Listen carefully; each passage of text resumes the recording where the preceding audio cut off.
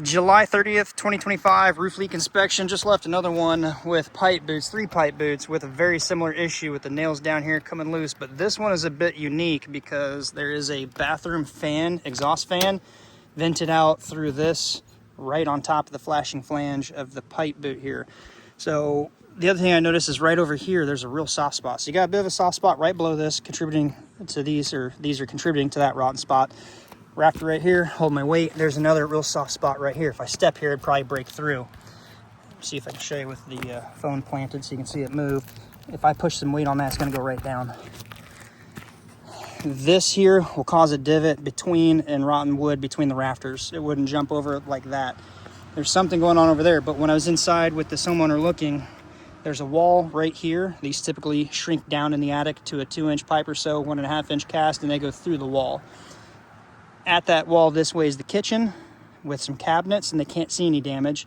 And then right here at this, coming in is where they see the damage, but in the shower right below me is a fan on the sidewall. Typically you see them in the ceiling, this is on the sidewall. I'm wondering if where that fan is, a flex line of some sort, some kind of duct that's supposed to go to here, has come undone, either at the fan or dropped off, broken free from here, and is just laying in the attic, and it's blasting all the hot fumes and the hot moisture from the showers right under the roof deck in this area. That is something that could definitely be going on. As far as this, definite issue. This is again one of the main 2 reasons why they leak at the bottom, because you get a big hole like that right there where water just flows in. Some catches here, same here.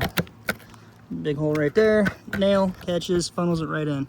You'd honestly almost be better with that just exposed like that than having the nail down in there, because it's hitting the nail and running down into the hole.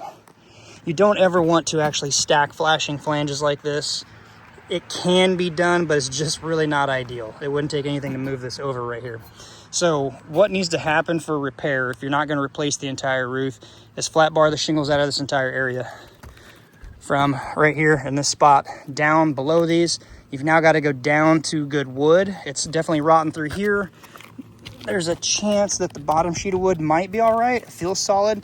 So about 4 foot up, you might have a break, a small little gap in between the lower sheet and the upper sheet, where those rotting will stop, and it's not going to jump that gap of air, and it just drips in. Sometimes it expands and swells into the next sheet, and then will continue rotting down. So you might want to factor in or plan from that backside of those all the way down to the gutter eave here. You're going to need to figure to where you're at good wood, crossing this rafter here where I'm standing, a soft spot, rafter, soft spot. So you're gonna have to at least get past that. So you're looking at probably a little under a square from the bottom edge to here, up and around.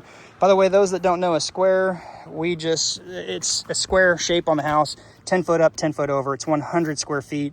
Another thing, when you're getting roofing, typically most brands, most entry mid-grade shingle lines, there's 3 bundles in a flat or in a row on a skid.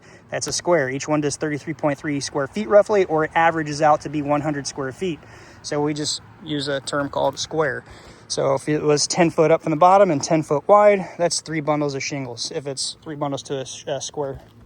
Anyway, you're gonna need to get it down to that point, get the bad wood out, put the new wood in, cover it with synthetic or ice and water, shingle it back, starter, shingle all the way up, tucking in and under. If you're doing all that, it'd be real easy once you get this wood out to see what's going on, see where that flex line is or duct line, whatever it is, and move this over and down or over or just down. Just get it away from this here. You really don't want to stack flashings of any sort. So just kind of what I would do, what I would plan to repair this spot right here. All right. If you got any benefit, you know what to do. Give it a quick thumbs up. And I do apologize on the last video right before this one. It was hot. My phone overheated and cut out right before it ended. So anyway, until next time, be safe. We'll see you then.